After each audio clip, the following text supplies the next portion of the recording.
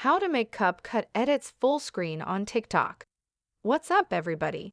In today's tutorial, I will be teaching you how to make Capcut edit full screen on TikTok. So let's dive right into it.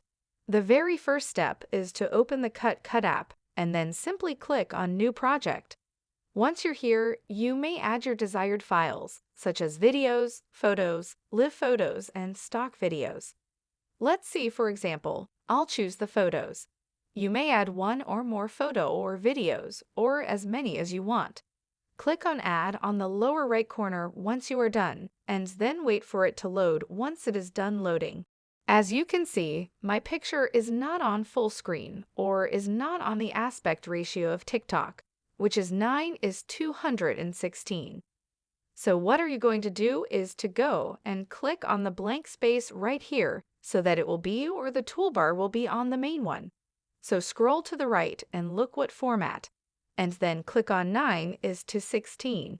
As you can see now, it will be on a portrait rectangle like that one, like what is on TikTok, and then right now you may press it back, and then let's say, for example, that you don't want to have this black background, so you may edit that by going to Canvas, and then you may change the background, the color, and also add blur.